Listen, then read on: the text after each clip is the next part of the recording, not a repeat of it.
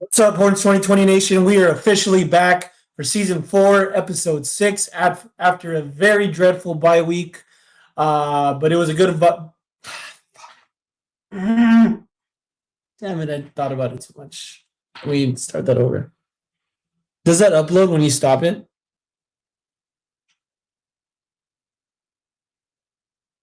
All right, I can hear you.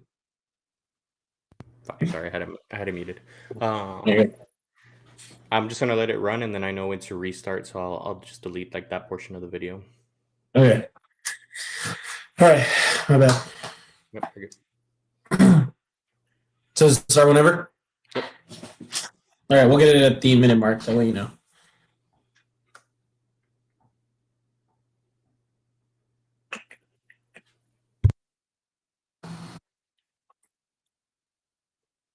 What is up, Horns 2020 Nation? Welcome in to season 4, episode 6. We are officially back after the first bye week of the 2025 football season. And let me tell you, Zach, we are nice and rested. We had some good hate watches this past weekend. It was actually a very good weekend for college football. We had that. We had the Ryder Cup. We had last weekend before the MLB postseason. So yeah, it was a lot of good watches this past weekend. As for this episode, though, we'll be going over all sports in our usual format. So first, we'll be recapping volleyball and talk about how hot of a win streak they're on. Texas soccer is also on the list. And of course, we still need to recap the Sam Houston State game, as well as previewing the Florida game. And in the preview, we'll be going over our offensive player of the game, defensive player of the game, score predictions, and matchup history, all that good stuff. Even an updated injury report, which just released today.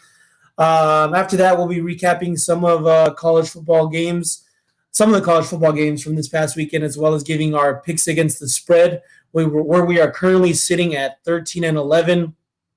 I'm kind of weighing down the group here. Zach's carrying with an 8-4 record. However, if you've been tailing us, you are positive 2 units. So that's always a good thing. And then last but not least, Zach will be going over the 40 Acres news in under 40 seconds, where we look at the top headlines coming over from the 40 Acres, and Zach tries to recap them in under 40 seconds.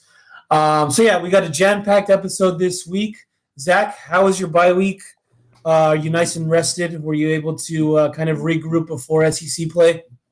Absolutely, AJ. Couldn't I have asked for a better weekend to have a bye week? As you said, it allowed time for hate watching, but it also allowed time for stuff with the family. Got to do stuff around the San Antonio with the family that we definitely don't do from week to week because it is football season. Saturdays and Sundays are filled with just sitting on the couch and cracking open a beer.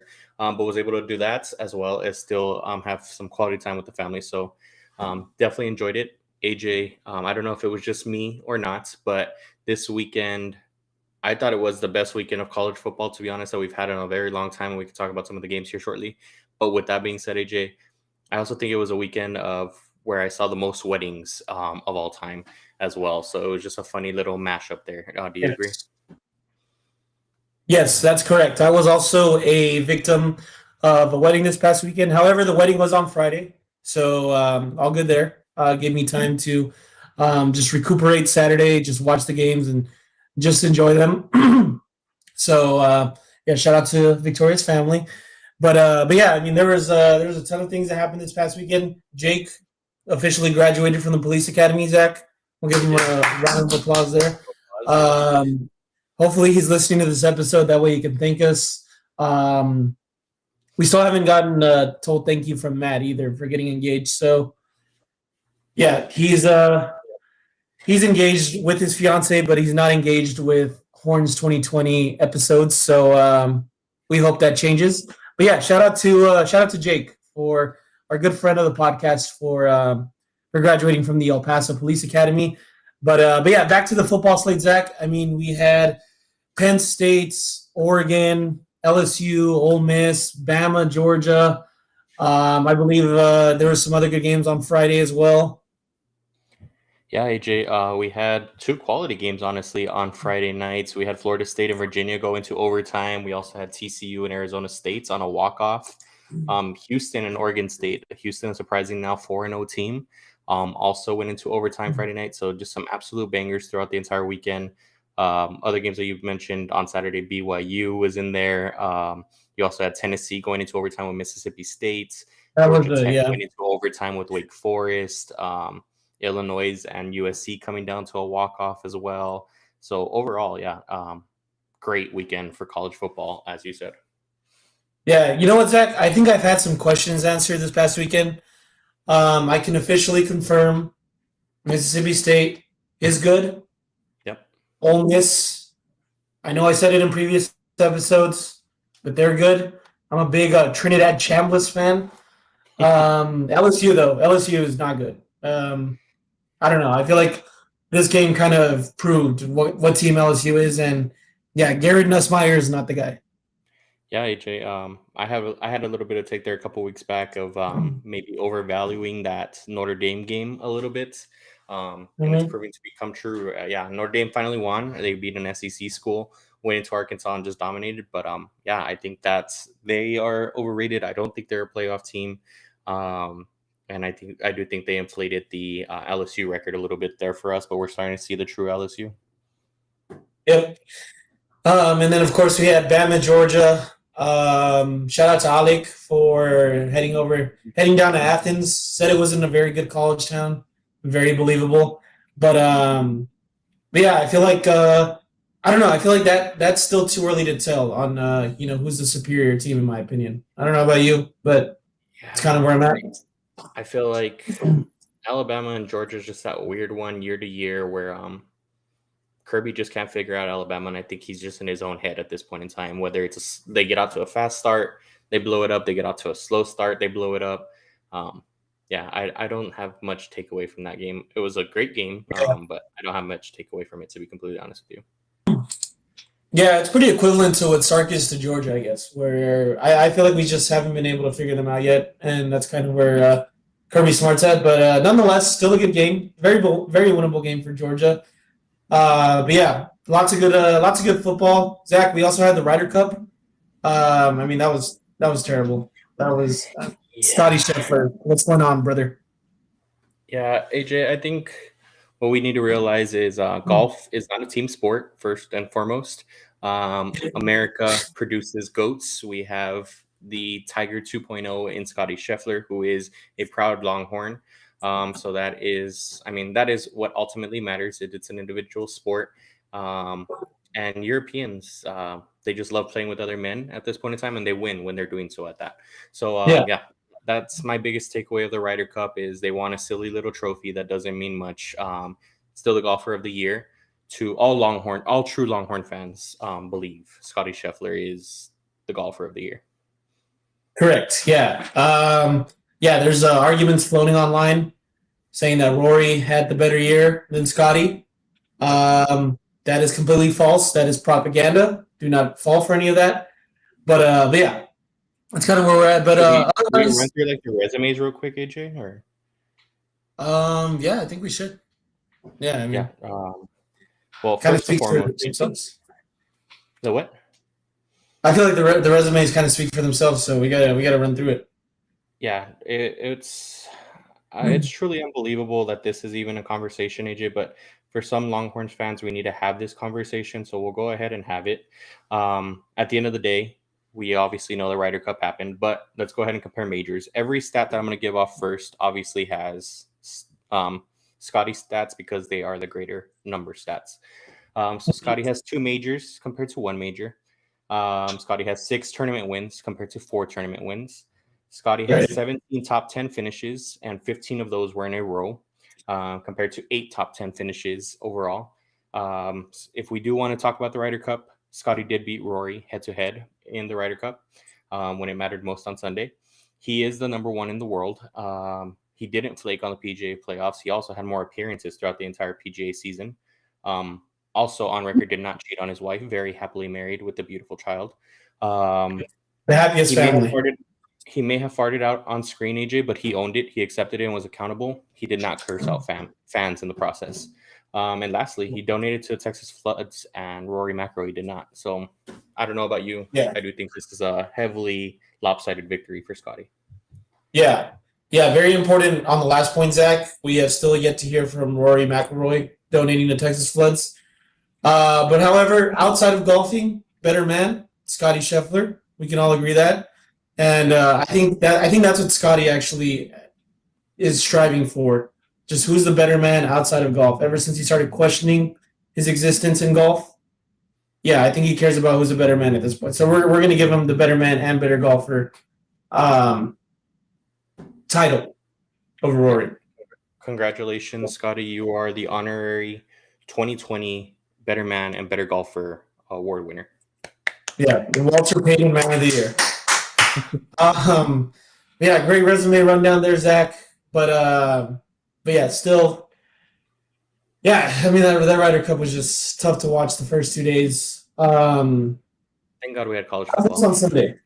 Yeah. Thank God we had that. But yeah, that was a very tough watch. Let me see what else we got. Postseason started for the MLB too. That's been pretty fun. We got game 3 tomorrow night. Pretty excited for that for Yankees Red Sox. For those of you that are following, I hope everybody appreciates this episode, AJ, because you and I have been on a no contact basis over the last 2 nights, and we're just making an exception for our fans and listeners. So I hope you guys appreciate this. AJ and I are in a heated rivalry right now for Yankees Red Sox. We've had both games. AJ came down to the wire. Late inning runs scored, and bullpens kind of pissing down their leg that costed each team. Tomorrow we get 2 rookie pitchers on the mound, AJ, so it should be a good one. I know. I was so. I mean, I don't know. Like, I wish Giolito was pitching, but sometimes he just doesn't play good against the Yankees, and that's what really worries me. So hopefully tomorrow we get something going. But yeah, it's been a good series so far among other series as well. So yeah, I'm glad we're breaking the no contact rule for tonight, Zach. Thank you for the diplomacy. Absolutely. But yeah, I mean, got a loaded weekend of more sports, so looking forward to that. Zach, what do you say we run down and start covering some Texas volleyball? Yep, absolutely, AJ. So since the last time we spoke, again, we did have our bye week, everyone. But the last time we spoke, Texas volleyball is now 11-0. They are still number 2 in the AVCA rankings with 4 first place votes. So I want to say that's an increase of 2 since the last time we spoke. They also had 3 games in that time period. We had Vanderbilt, Missouri, number 21, Missouri, and Georgia. So we're in the middle of SEC season. No surprise to anybody here, but all 3 of those were sweeps. So first in order was Vanderbilt, a 3-0 sweep. Then we had number 21, Georgia, 3-0 sweep. Or number 21, Missouri, I apologize, 3-0 sweep. And then tonight, while we are recording this, we just completed a sweep against Georgia. So 3 sweeps in a row in SEC, not easy to do for any other team but our Texas Longhorns, and added another sweep over a top 25 opponent. So truly, again, masterful season for our ladies so far. Next game for our ladies is at Mississippi State on Sunday, October 5th. So if you guys are able to tune in and support our ladies. Any comments there, AJ, before we jump over to soccer? Zach, how about that? 8 of our 11 wins coming in the form of sweeps. That is insane. That is around high 70%-ish range that Texas is most likely sweeping a team. And yeah, they are I just don't remember a season off to a harder start than Texas volleyball this season. This is it's unprecedented. And yeah, I mean, they're on a 1, 2, 3, 4, 5, 6 game streak of sweeping their opponents. So I mean, I still haven't seen it from Nebraska yet, Zach. I don't know what the committee is looking at there, but I mean, 4 votes. They're clearly not watching the right games, in my opinion. Yeah, I'm confused as well. AJ, we talked about it. They must be just watching Laney Choboy and the Nebraska Cornhuskers and not our games. because I don't understand it either. But at the end of the day, our women keep putting up W's, and that's eventually going to change, or I think eventually we're going to have a crash course collision at the end of the season, and that's all we're hoping for. But like you said, AJ, masterful season, 8 sweeps in a row, or 8 sweeps overall in terms of 11 victories. That's impressive. I don't think I've even swept my own apartment 8 times this year, AJ. So, like, yeah, this season is historically one of the best seasons, or start to best seasons of all time. Yeah, good point on the sweeping, Zach. I don't think I've hit those numbers yet, and we are very well over the 3/4 of the way range for the year. So important thing to address there. But shout out to Texas volleyball. Zach, what do we have for soccer? Yep. So we're going to kick it over to the pitch because everybody cares about our soccer news. Our ladies soccer record is now at 3-7-1. So not the greatest of starts here, but AJ, we are on a winning streak, and our winning streak total right now is 1. In our previous match against Vanderbilt on Friday, the ladies did pick up a victory 2-1. So shout out to the ladies. Let's keep that game. Let's keep our winning streak rolling. Because our next game, AJ, is pretty meaningful. Maybe if the season isn't what we all hope for, there is still something to play for here. It is the Cotton Holdings. What's the name of the A&M? Yeah, the Cotton Holdings Lone Star Showdown. Yep, all of that. That first game between A&M and Texas for this athletic year is coming up here on Thursday, October 2nd. And that is our ladies traveling to A&M to take on the Aggies on the 2nd. So hopefully we're able to keep the winning streak going and picking up a big W for that Cotton Holdings showdown. Yeah, I believe it's the this is the first matchup this season, I believe, for the showdown. And for those of you that don't know, the way it works is there's a trophy for the Lone Star Showdown. Whoever wins the matchup gets to hold the trophy until the following matchup in any sport. And they tally up victories over the season, and whoever has the most gets to keep the trophy. And that's right, you guessed it, Texas does hold the inaugural year for the trophy. So Texas soccer, y'all got to come through. I know the season hasn't been off to a great start, but we need this win. We need it. Absolutely. We need this one already. That's some Texas volleyball and Texas soccer news. Zach, any other closing statements before we head on over to recapping the Sam Houston State game? No, AJ, let's go ahead and kick it off. Let's kick it over to the gridiron. That's what everybody is here for. So let's do it. All right. So let me just start off by saying Arch Manning is back, baby. Arch Manning has officially arrived to the 2025 season. It only took 3 games to warm up, but he is here, Zach. Just kidding. I'm not really ready to jump on that ship yet, but I know a lot of Longhorn fans are. But Zach, let me tell you, just looking down the stat sheet, it's finally so relieving to see some normal stats of a good team. I mean, we have Arch going 18 for 21, 3 touchdowns, as well as a rushing touchdown on the ground, 309 yards passing. Christian Clark, 13 carries for 62 yards. That's close to 5 yards a carry. Got a touchdown as well. Ryan Wingo, finally his first normal stats. 4 receptions, 93 yards, 2 touchdowns, as well as that huge bomb that Arch was able to connect with him on. Zach, just a step in the right direction for the Texas offense. We haven't seen this at all. My question to you, Zach, is how much stock are we putting into this win? Is Texas officially – has Arch Manning officially arrived? Does Sam Houston State suck? I know we've played some bad opponents, but Arch Manning has not looked like this against those opponents. So it seems like we are looking at a rebirth. What's going on, Zach? I need to hear your takes. Yeah, I mean, ultimately, can we put all the weight in the world on a Sam Houston State game? No, we know that. Right. But can we have positive takeaways? Can we look for stuff? Yes. at the end of the day, when we broke down that game, we asked for certain things. We wanted to see certain things. Guess what, AJ? We saw all of those things. We saw the deep passes. We saw the intermediate routes. We saw better footwork in the pocket. We saw him playing with swagger at the end of the day. I know our fan base even was a little bit split on seeing his reaction. I know SEC media was split, and just the rest of the nation was split on his reactions and his antics during the game. I'm even a little bit split, AJ, to be honest. But what I will say is I'm in favor of it. I do think he needed it. It was that adrenaline rush. It was that adrenaline dump. It was get that monkey off his back. And I think that was what the outburst was. And at the end of the day, that he took ownership for, you know what, it was a little bit overdone considering that the opponent is Sam Houston State. He took ownership for it, made a joke about like his mom not being very happy about it.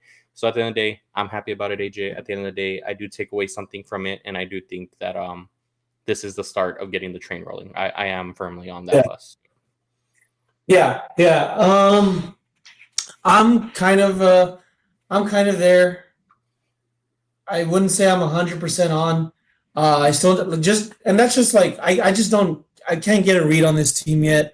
Just because we haven't played SEC opponents or opponents that really matter yet, where Arch is performing at a high level. Mm-hmm. But yeah, it definitely is encouraging to see the long plays kind of develop. Obviously, the huge touchdown bomb to Ryan Wingo, that was very encouraging because the plays were there.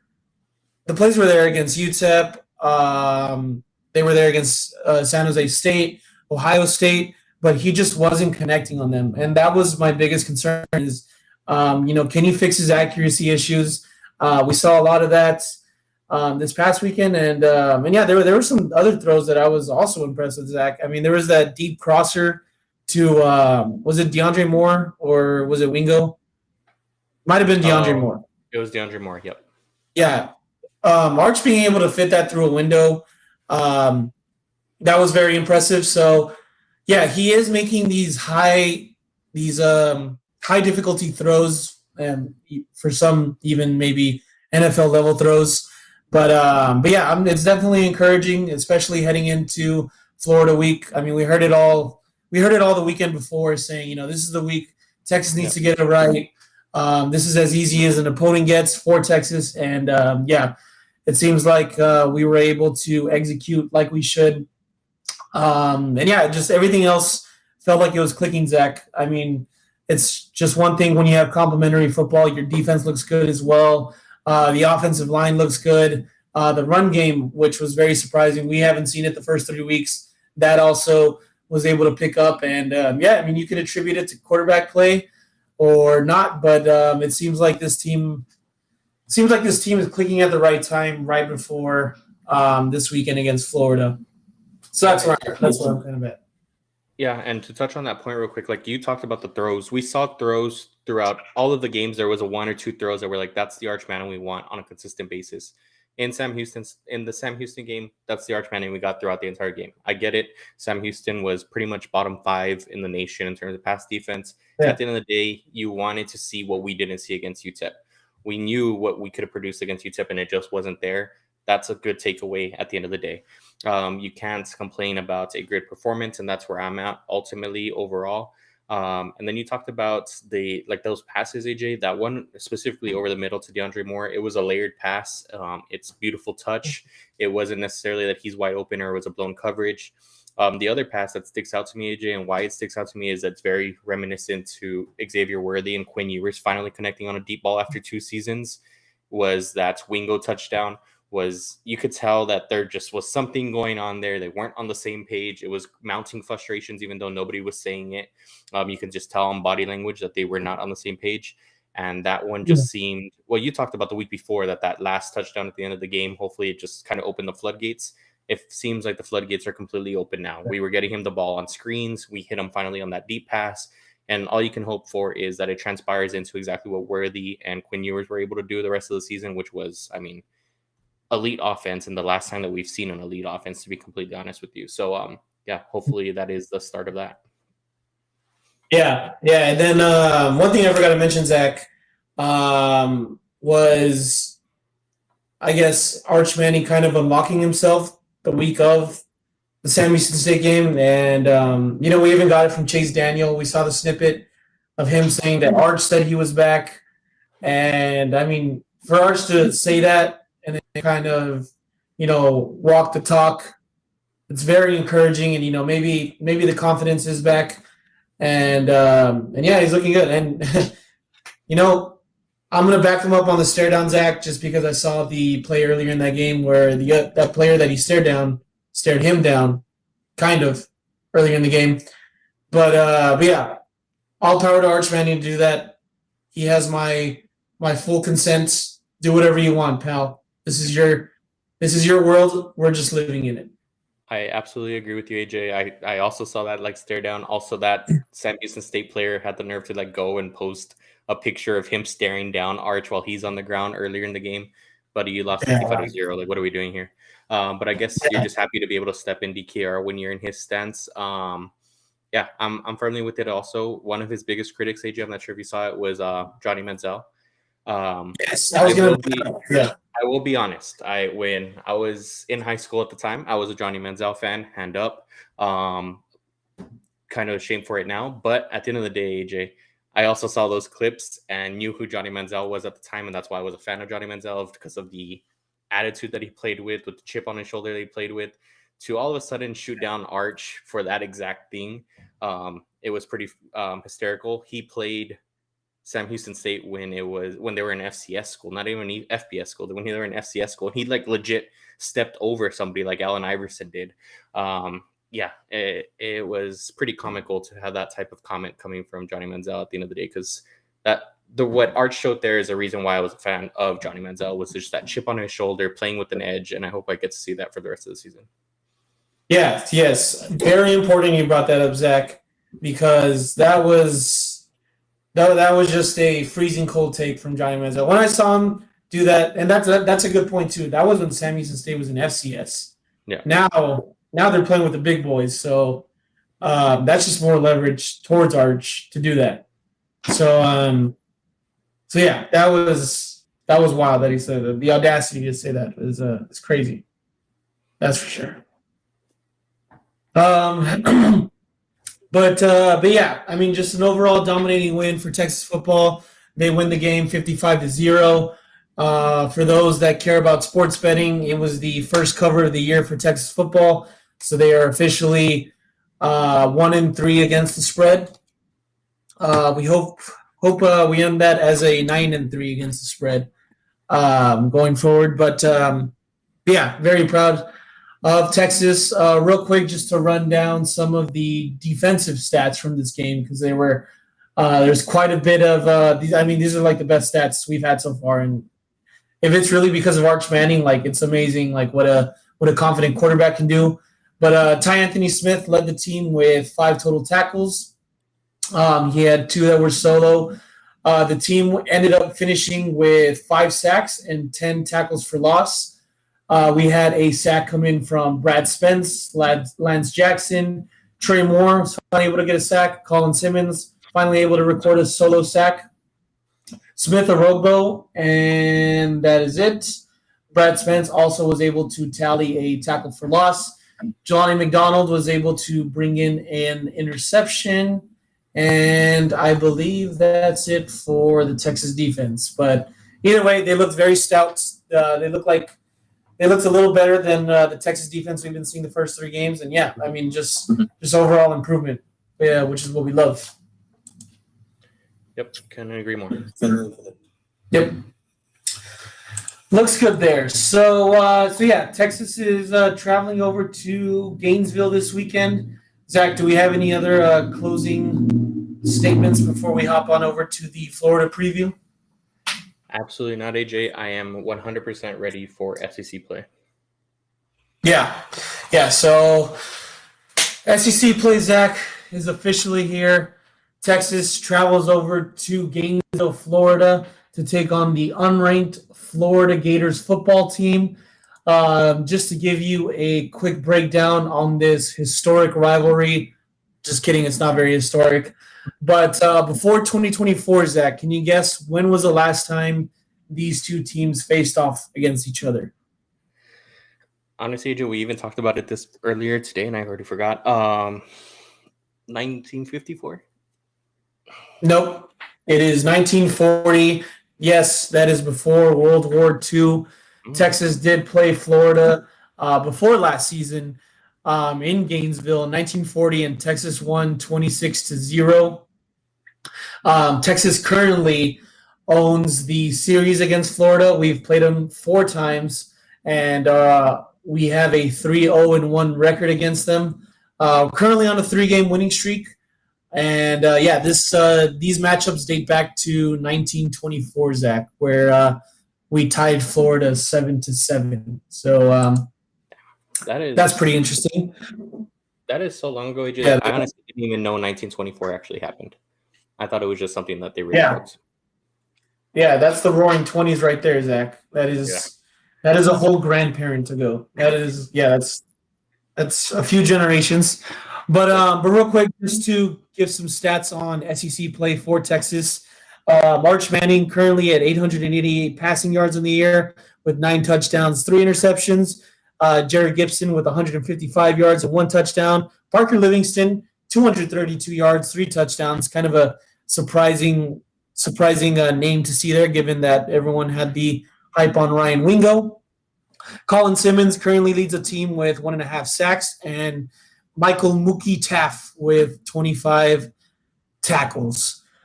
And then last but not least, before I hand it over to you, Zach, Texas does open this game as 6.5-point favorites currently, and the over-under is set at 41.5 points. So, Zach, let's start peeling this layer by layer before we get into offensive player of the game, defensive player of the game, and our score predictions. What are we looking at with Florida?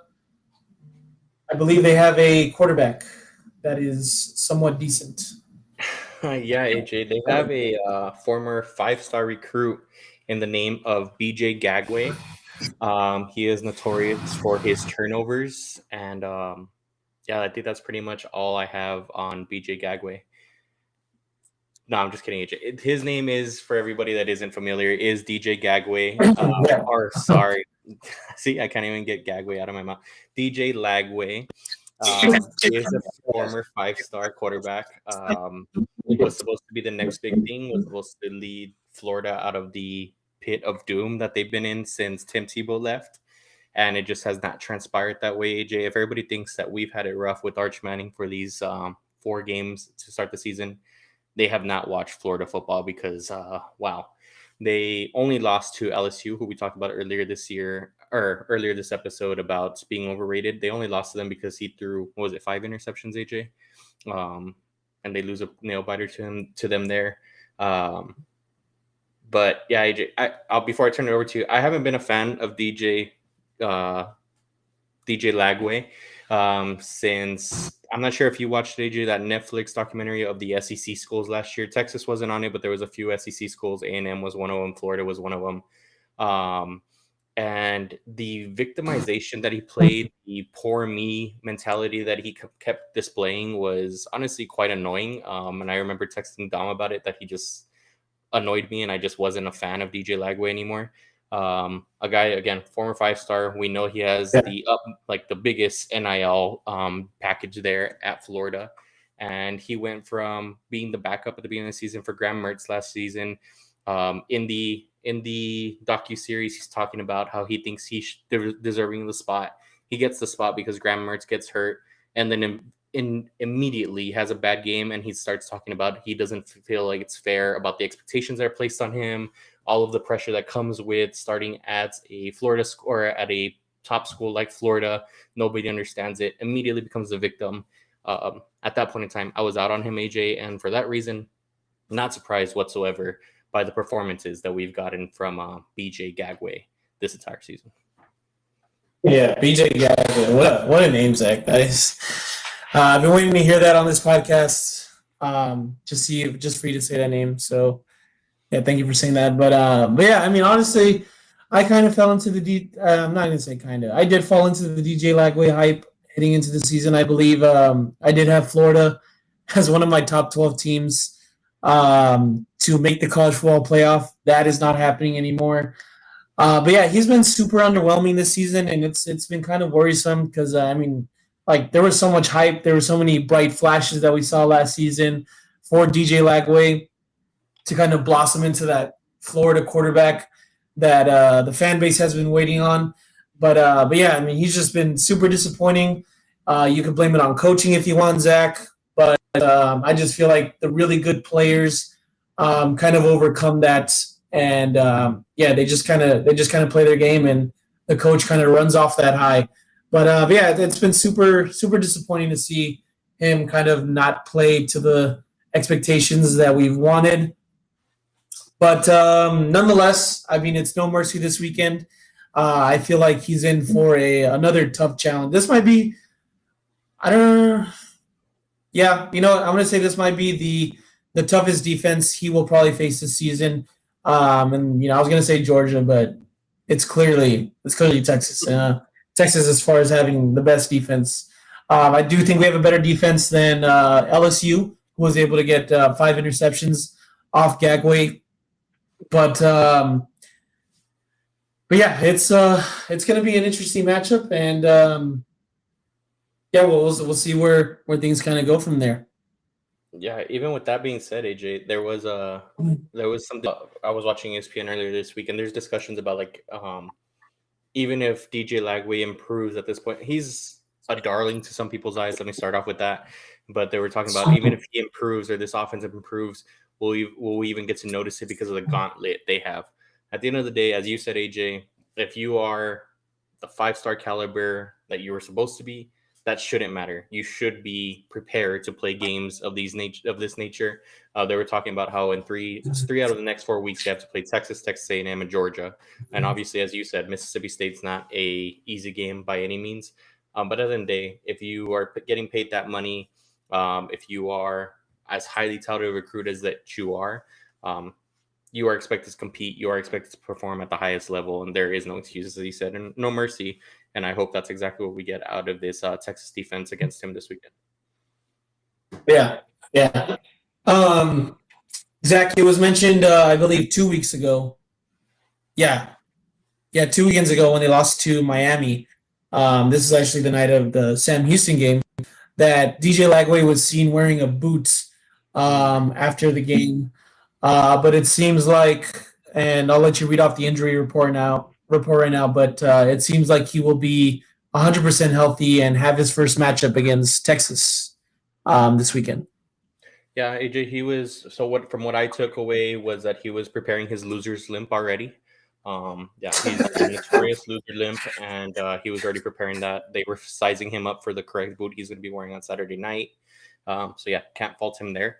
But as you said, AJ, injury report did come out. It is the beauty of SEC football for the last 2 seasons. It does come. The initial reports do come out on Wednesday nights by 7 p.m. Central, and we did receive ours this week. I'll run through it really quick, AJ, on both sides.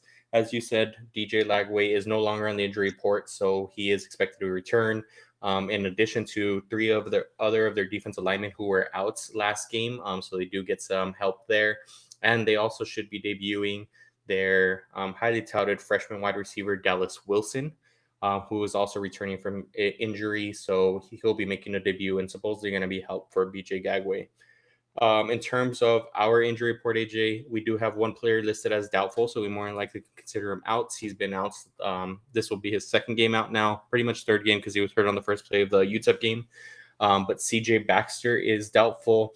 Of course, these injury reports don't list why, but we know it's a hamstring injury. Players listed as questionable, AJ. We finally get a sighting of Emmett Mosley. He's been practicing this week, nearing a return. Hopefully it is this weekend. We also have Trey Wisner, who's been out since the Ohio State game, as questionable, expected to play.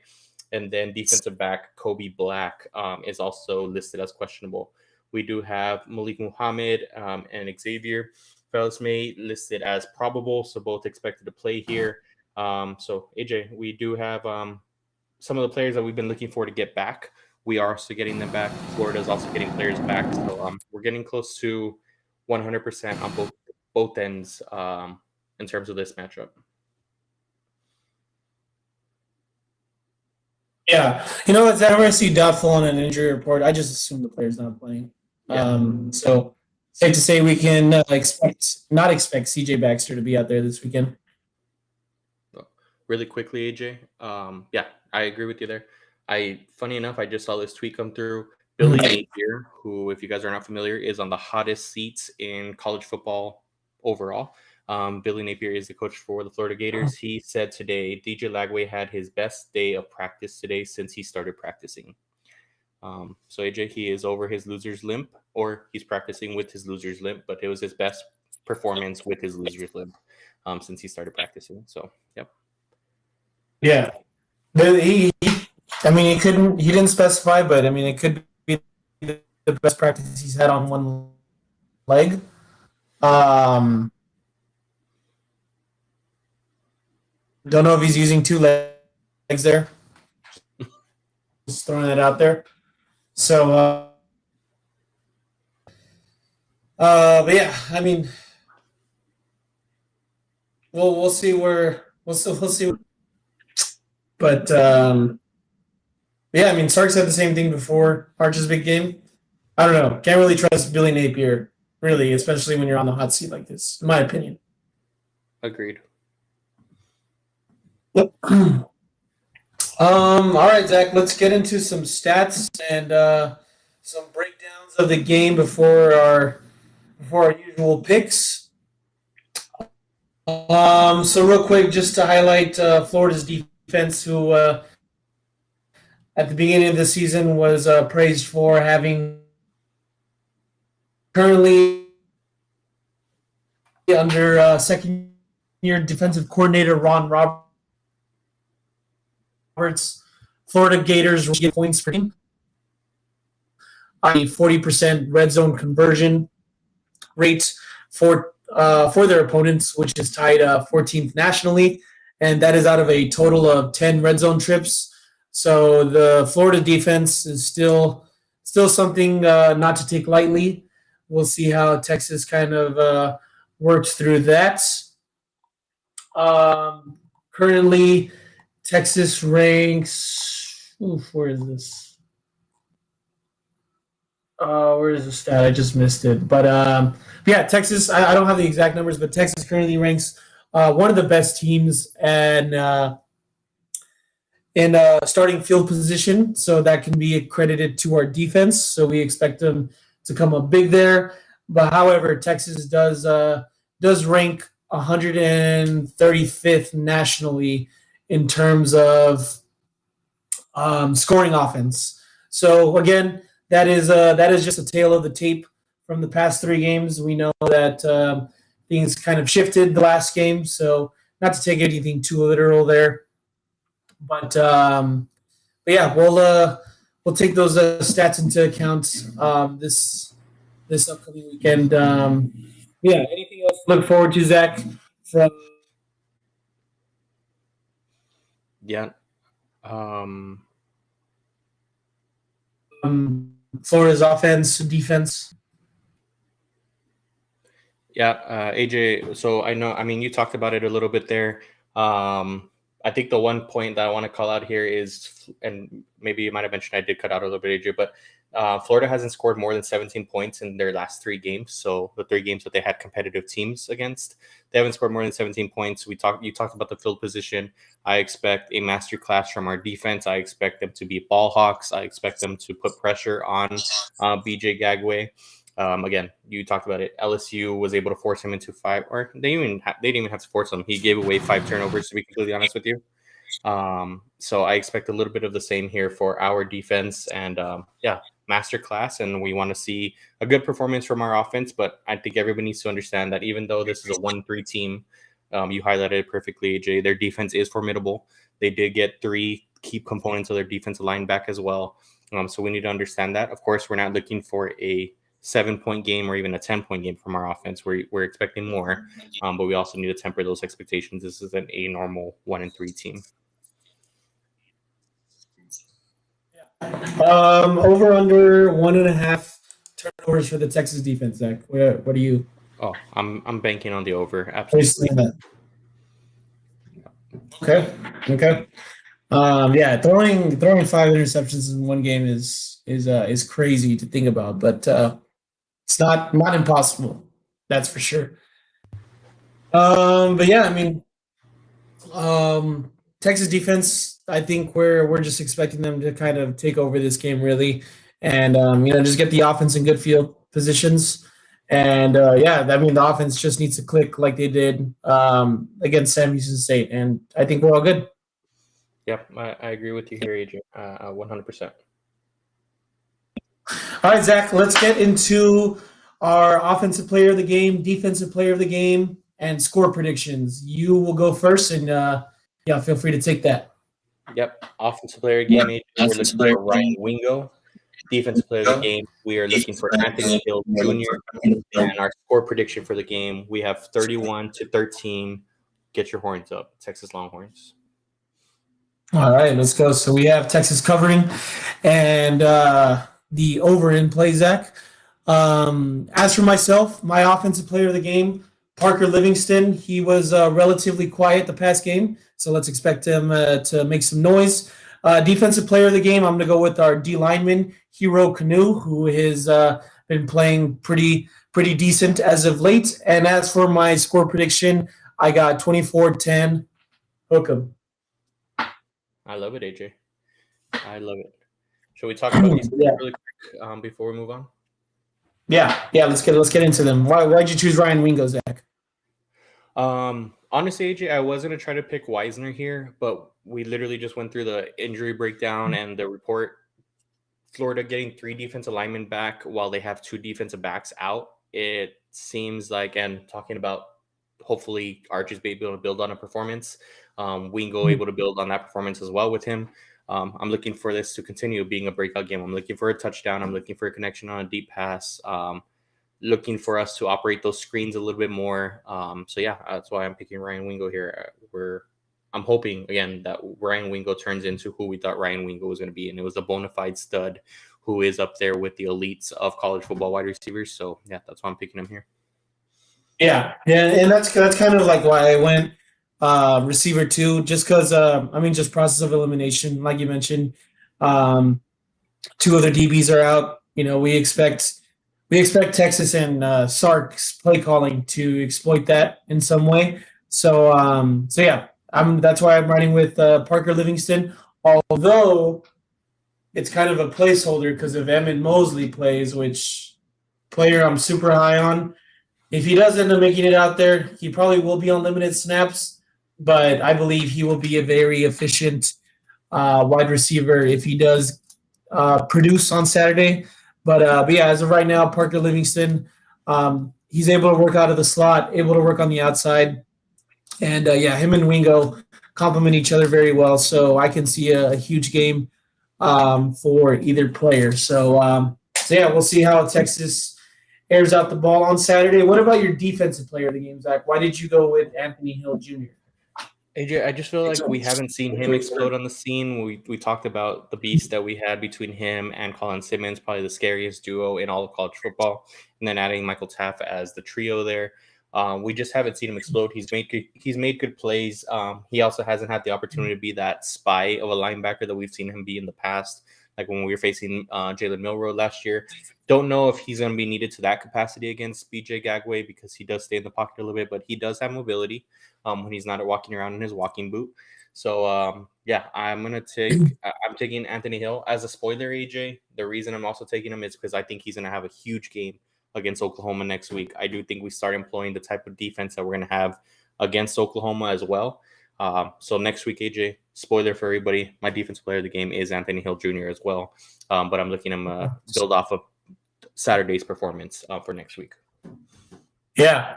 Well, hopefully we'll see some NASCAR packages as that formation has been dubbed. Absolutely. But yeah, also next weekend, Zach, we are looking at another potential hurt quarterback, which we'll talk about a little bit later. But yeah, I can see Anthony Hill feasting.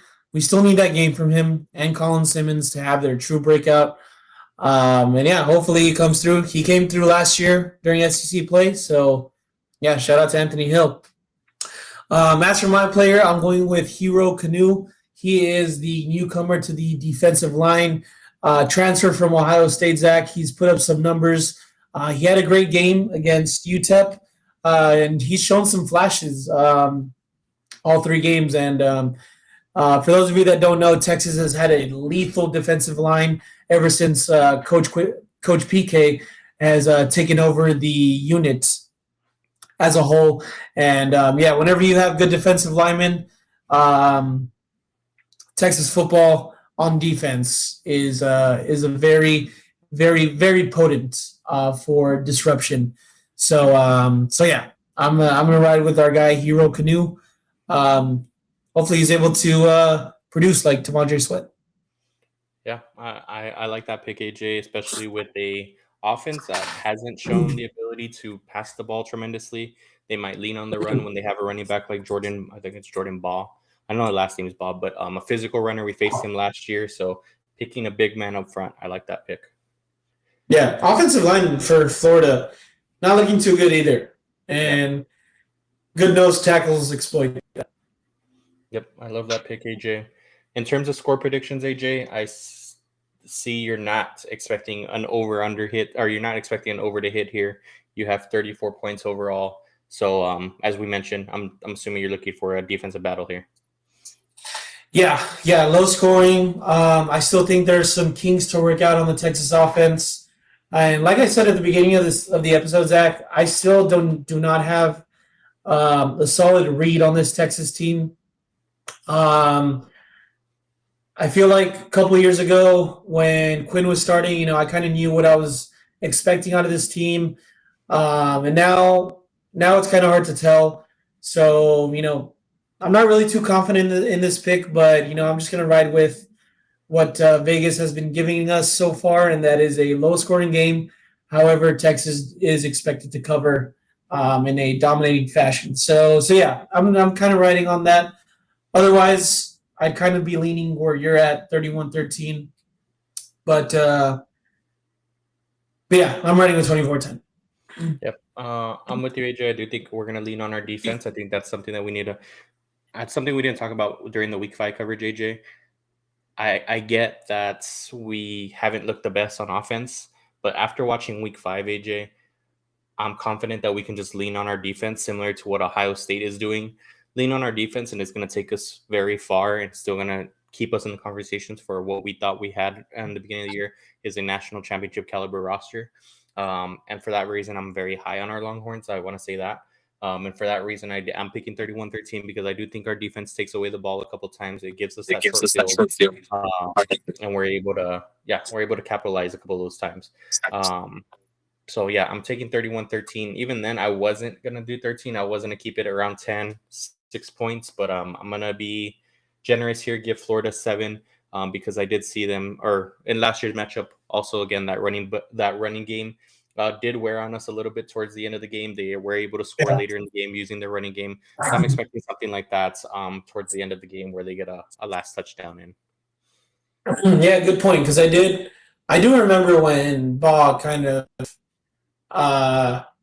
he had a pretty decent outing in the second half, and it was just wearing us down. Maybe that's the game plan, but I can see that score prediction too, CT. All right. Well, so that is our breakdown of the game. We have Ryan Wingo, Parker Livingston as players to look out for on offense.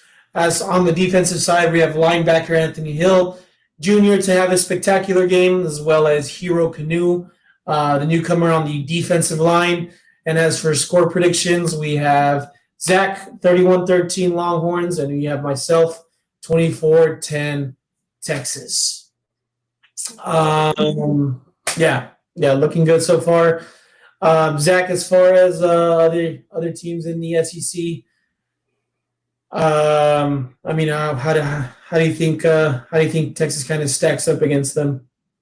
Yeah, AJ, you're starting to see kinks in the armor of multiple of these teams. Again, Tennessee playing into overtime last week was a little bit surprising to most. Arkansas, where people were starting to see, they might be competitive. Credit to you, AJ. You did not believe that hype. You did not believe the hype in Taylor Green. They get dominated against Notre Dame. We talked about LSU already, just not what everybody thought they were at the beginning of the season, and maybe that's the reason why Brian Kelly was so chippy with the media coming away from their wins.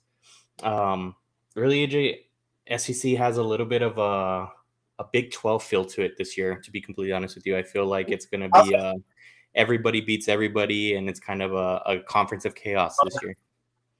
Okay, that's it. I thought you were gonna say like more like the offensive sense, because I feel like I just feel like it's heavy on defense this year, and I kind of feel like the Big Ten and the SEC have like flip flopped in a way.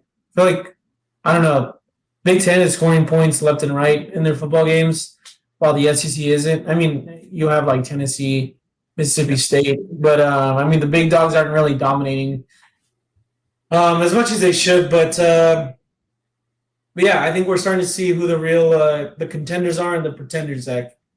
Yeah, absolutely. I do think the field is starting to separate themselves, AJ. And we do have some scary opponents, AJ. Again, we talked about it when we were a little bit more afraid of this offense than what we are now. We have two really good matchups against two big rivals in A&M and in OU this year, compared to what we've had in last season. So that's something that's also coming to fruition. But yeah, we'll see how it goes. AJ, actually, that's something we haven't talked about because it came out during the bye week time. SEC announced repeating opponents year in and year out.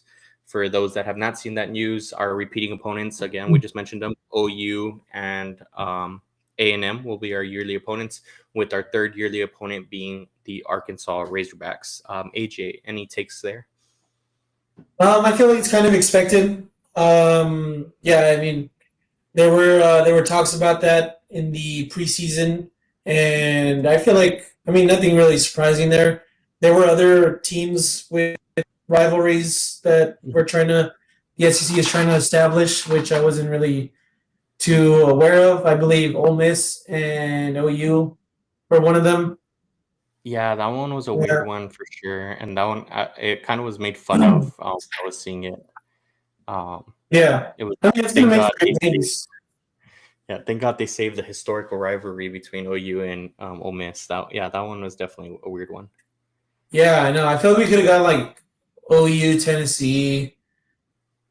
I mean, I guess it really wouldn't have mattered, but yeah, they got Ole Miss, Missouri, and Texas. Other than that, there wasn't anything surprising. I mean, the schedule for 2026 was released. That was also a bombshell. Yeah, anything that stands out to you for next season? Baton Rouge trip, AJ. That's the one. I think out of all SEC schools, maybe Alabama's up there, but I want to say that we all can agree that a night game in Baton Rouge, in Tiger Stadium that's what we've been all looking for in Death Valley. Looking forward to. So yeah, that was probably the biggest one there. Yeah, that's bucket list for me. I'm going no matter what. That is something I'm circling on my calendar. So yeah, I'm very excited for that. 2027, Zach, will be traveling to Bryant-Denny, and then 2028 we will be traveling to South Bend to play Notre Dame. That is also a must for the boys, I believe. Yeah, AJ, I think our now that we're older, right? We have families. Now we live further apart. Obviously, you and Dom are closer, but we are going to make it a point to see each other every year, probably more than once. But we know yearly for the next 3 years we will see each other at a road game because those are bucket list stadiums to go and watch a game at. I know these next trips, I am looking forward to them because, man, they're all at stadiums that I want to watch a football game at, like my bucket list items. So yeah, for a couple of years now, since I've known that Texas was going to be traveling to Notre Dame in 2028, that's been on my just on my radar. So that's going to be a celebration like no other. Yeah, that's going to be great. But yeah, I mean, we're looking forward to it. We'll see. We'll keep you all updated. Hopefully, other shocking schedules really quick because I know we jumped off of it. LSU and Alabama aren't going to be playing each other every year, AJ. That one seemed like the biggest catastrophe, like out of the entire schedule making, to be completely honest with you. Yeah. I mean, I can kind of see it, though. Who's Alabama going to be playing? Is it Georgia?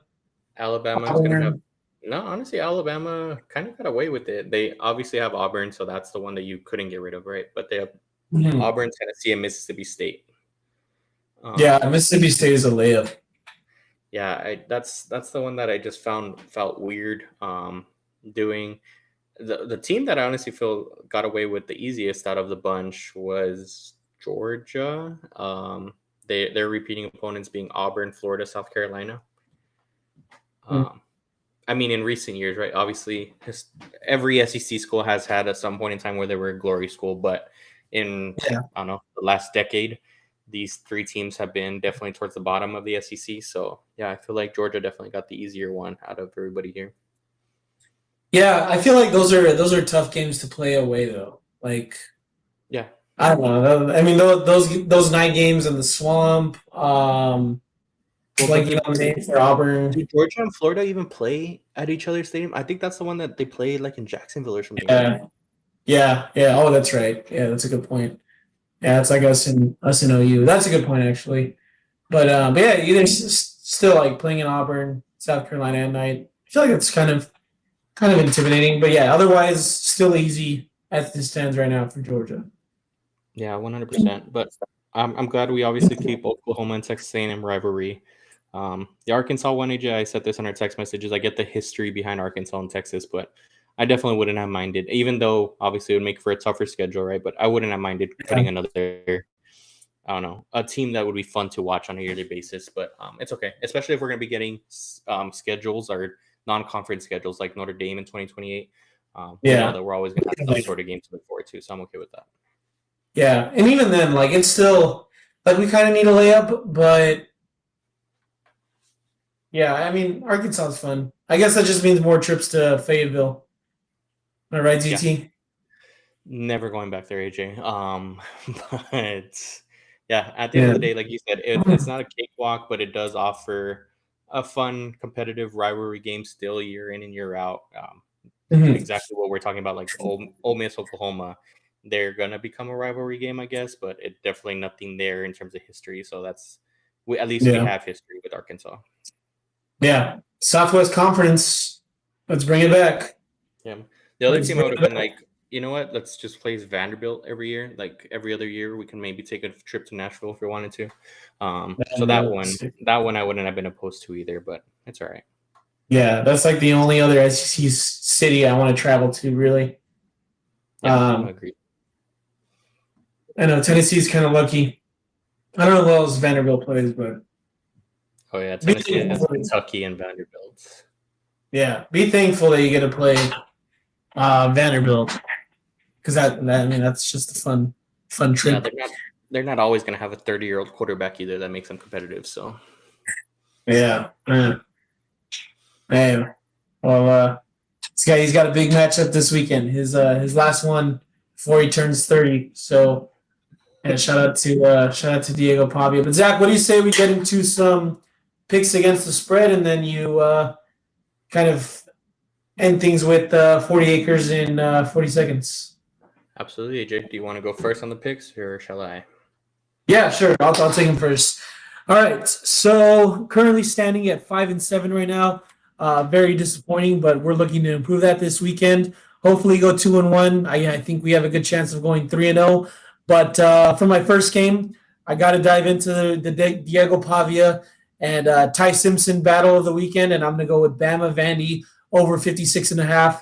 I think both offenses are very potent, as well as their defenses being very prone to. Or actually, they're very vulnerable. So yeah, I'm gonna ride with the over on that game. I'm also going to take Texas State minus 12.5 over Arkansas State. From what I've seen on Arkansas State this season, they are one of the worst teams in the nation, while Texas State has been improving week over week, and some hype for their head coach to be brought into some Power 4 coaching jobs this next season. So we'll keep an eye on that. But yeah, give me the Bobcats to cover 12.5 points against Arkansas State. And last but not least, I will be going to Tallahassee. I was right about to say Coral Gables, but Yeah, give me the Hurricanes to cover 4.5 points against Florida State. I mean, you can look at this spread and say, it's small for a reason. Florida State's in a bounce back kind of setting, but I am not believing any Florida State hype. Castellanos is not a good quarterback. He's not able to complete the deep ball, and I feel like that's what you need to beat a very stout Miami defense. Miami's the real deal. Again, if I could rewrite everything, I'd have them as one of the top 4 teams heading into the college football playoff this season, but fully bought into Miami right now. They're really good. Expect to be down of the Seminoles in Tallahassee, Zach. I like it, AJ. We'll discuss that. Discuss the picks, but I'll jump into mine real quick. So I'm 8-4. Last week that we did have picks, I was 1-2. So we're looking for a bounce back week here. The first pick that we're taking, we already talked about this game, but we're taking our Texas Longhorns to cover -6.5. I think this is again easy victory for the Longhorns. I'm looking for a stout defensive performance and for Texas offense to build on their previous performance against Sam Houston State. My second pick here is going to be going down to Tallahassee as well, AJ. I'm going to be taking the over of that game, Miami versus Florida State. I know you talked about Miami's defense being stout, but I do have faith that Tommy Castellanos, with his legs at least, will be able to move the ball enough to score some points. And then we also saw Virginia put up a ton of points on that Florida State defense. So I do believe that the Tylenol baby in Carson Beck will be able to score enough points to cover this over for us at 53.5. And then lastly here, we have Louisville at -6.5. I just think we're talking about Virginia. I think Virginia is going to have a letdown game coming off a high that was an overtime game against Florida State. I do think Florida State just was a little bit too hyped up, even by folks like myself. And 6.5, we're going to be able to get the hook there. So giving us that half point to cover a touchdown. I do like Louisville and Miller Moss to go ahead and cover that for us. You're a big Jeff Braun guy, aren't you, Zach? I might be, AJ. Just might be. Yeah. Interesting picks there, Zach. I'm loving the over for Florida State, Miami. I feel like that'd be a nice hit. And I think we can cover too. Yeah, AJ, I love each and every one of our picks. Let the listeners know, AJ, that you loved Miami even at -5.5, and I gave you the updated line, and you said 4.5, and that was easier money for you. So that tells you the confidence that AJ has behind Miami. And I have ultimate confidence in Texas. So if you had to pick even 2 of those picks, if you really want to, I think it's Miami and Texas for us. But I feel confident with our picks, AJ. I think we're gonna print some money for our listeners this week. 6-0, and if you guys want to get a little crazy, sprinkle a little bit on Miami -9.5. Double-digit win for the Kings. Yeah. Is there? I know we did this the last time, AJ. Is there a game that you're looking to maybe a possible upset or anything this week on the radar for you? It is a pretty light schedule, so I'm not sure if you have one. Yeah. I mean, just knee-jerk reaction. I mean, Vanderbilt, if they're able to do it again, I think that'd be the most expected upsets. But I know Cincinnati's a favorite in this game, but the rankings say otherwise. So I can kind of see Cincinnati upsetting Iowa State. That's about it. That's about it from my end. You got anything? Yeah, I was gonna go to that one exactly, AJ. It is shave the head game for Dominic Anaya. So that's true. Let's document this here. Yeah. Dominic Anaya has said that he will shave his head if Cincinnati beats Iowa State this week. Not sure where all of the confidence behind Iowa State is, AJ. Maybe you have a little bit more of some internal discussions and maybe understanding why Dom is so high on Iowa State. Yeah. I don't. I even gave him the option of, hey, let's do a case of beer. He still wanted to shave his head. I think he just wants to shave his head, Zach. Like he brings it up every year, and I think he just wants to do it just to change, just to stand out. Yeah, I think he wants to start feeling the breeze on his head, AJ. So yeah, this is a bet that he puts out quite a bit, to be completely honest with you. But as you said, I know Cincinnati's favored right now, but Iowa State is technically the number 14 ranked team in the nation. That's where I'm going to be going. Iowa State does have two defensive backs out. I do like Cincinnati's quarterback. Name is slipping me right now. Sorsby. Sorsby. Yeah. I do like him at quarterback. Is a mobile quarterback. Also has the ability to hit the deep throws. So yeah, I like what Cincinnati's possibly able to do here against Iowa State, and I like their chances. Not really high on Rocco Beck there. So that's the one game, to be completely honest with you. I know other people are obviously talking about Florida State or Miami. I'm not a big believer, to be completely honest, now anymore in Florida State after seeing that Virginia performance. And yeah, like I said, it is a fairly light week this week. Other than that, obviously after last week's weekend, it does feel that way. Yeah, after last week's bloodbath. Oh, what about what happened here? Why is A&M favored by 14.5 against Mississippi State? Yeah, I actually did hand up. I did have Mississippi State at first as one of my picks. I had them at plus 14.5, but I kind of went off of it a little bit. But yeah, their A&M is a 14.5 point favorite, AJ. But I could have sworn that spread was like at 7.5 or 6.5 earlier this week. Somebody's hurt or something. There's no way. No, from what I'm seeing, AJ, it opened up. It opened up at 14.5, and then it dropped to 11.5 at one point. But yeah, it's still up there. Oh, yeah. Hey, you're right. Oh, well, maybe I'm just delusional. I'm losing my marbles. My bad. I am with you that I feel like Mississippi State is just one of those teams that have a chip on their shoulder. Not the best team, but they just don't quit on themselves, and they make it a closer game than what it should be. The line did surprise me here, and that's why I liked it. But I was like, maybe I'm just buying a little bit too much into this. But yeah, it's 14.5 Texas A&M. Yeah, and hints. I am kind of scared of playing Mississippi State. We'll bring that up in later episodes, but I don't know. Jeff Lebby has our number. That's all I got to say. For some reason, he has Sark's number, and I hate it because he's not a good coach. There is those opponents, AJ, as we all know. Kirby Smart has that with Alabama. We have that with Kirby Smart. So hopefully this isn't the trend here this year. But as you said, again, Mississippi State is definitely not somebody to just sleep on. Nope, not at all. Not at all, ZT. All right, anything else before you take us home, Zach?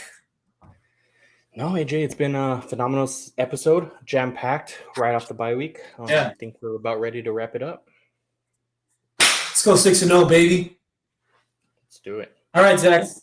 Take us away with 40 Acres news in 40 seconds. I am starting the timer, so let me know when you are ready. Yeah, I think I have a strong chance in this one. So I think this is going to be the first time for everybody. We're putting it up. If I don't hit this one, AJ, you are up next time for 40 Acres in 40 seconds. We might just need to change up here on this one if I can't hit it on this one. All right. We're going to start it in 3, 2, 1. So this is the 40 Acres news in 40 seconds. Texas and Rice have been declared Ivy League schools in the Forbes list. UT students Let's Crush Medical Debts group has helped eliminate $1.5 million in medical debts. Texas baseball beats Texas Tech in 12-inning exhibition 9-3 at Dow Diamond Stadium. And Texas basketball lands commitment from top 35 overall player Bo Ogden. That is your 40 Acres news in 40 seconds. Man, talk about 40 Acres news in 26 seconds, Zach. There we go. Love to see it, baby. First time. Yes, we did it. We did it. Yeah, those are some important headlines. Let's crush the medical debt, Zach. Let's do it. Let's do it. Why not us? Why not us? I guess they were inspired by Trump the other day saying he's always going to hand out free medication. I'm not sure what that all was all about. Yeah, that's a pretty good headline. AJ, the headline that took me was we're now an Ivy League school, AJ. Are we the greatest of all time in terms of Ivy League schools? I believe so. Yeah. Yeah. And, people can say it's Harvard and Yale, and they were the only two football teams to exist back then, and they have all those national championships. No, we're the GOATs. Nope. And, we're up there with Rice. Rice is for real. So, I don't know. Shout out to the Forbes list. They know how to evaluate schools. Yep. And then nothing surprising here, AJ, but Texas baseball, even in the fall, just whoops up on little brother in Texas Tech. Played this one at the Round Rock Express Stadium, over in Round Rock at Dell Diamond Stadium. 9-3, AJ, in 12 innings, which I thought was weird, and you called it out as well. But I guess because an exhibition, they could do whatever they want. But 9-3. Yeah. Probably wanted to see some guys on the mound. So see that. But yeah, nice to know that we're taking care of our son Tim Tadlock. So that's good to see. And then Zach, we got a commitment under Coach Sean Miller, Bo Ogden. This is actually Coach Ogden's son, and he's a baller, Zach. He's a baller. He's a Longhorn for life too. I don't know if you saw that picture of him with KD, like back when he was like 9 years old. Yeah, he loves Texas. Yeah, I was like, this kid, I mean, he said it himself, born in Texas, wanted to play in Texas, and that picture came up and surfaced of him and KD. That's one that you're going to see when we're making a Final Four run for sure. Like, I can already see it. Yeah. It's already on CBS. Charles Barkley's talking about it. Bo Ogden, very excited about that commitment, AJ. Yeah, we will officially name that picture the Aura transfer. That's when he was blessed. I like that. Yeah. That's a good one, AJ. We can go ahead and trademark it now if we want to. Yeah. First started by the Horns 2020 podcast right here. Yep. But alrighty, Zach, thanks for giving us the 40 Acres news in under 40 seconds. Any other closing remarks before we end the episode? I just hope everyone has a fantastic weekend. We are officially in the month of October. This year's flying by. This season is flying by. So enjoy every single game. This game kicks off at 2:30 p.m. Central Time. Don't miss a second of it. Turnovers are promised. We will get after BJ Gagway, and we will be 1-0 in SEC play at the end of the game on Saturday. Yep, BJ Gagway, you heard it here first. Lights will be too bright for him in the swamp. But yeah, we hope y'all watch a lot of football this weekend. Again, we only have 8 weeks of it left. Crazy how time is flying, Zach, but I mean, that's part of life. But yeah, we hope y'all have a good weekend. Thank you all for tuning in, and we'll see y'all next week for episode 7. Hook 'em. Hook 'em.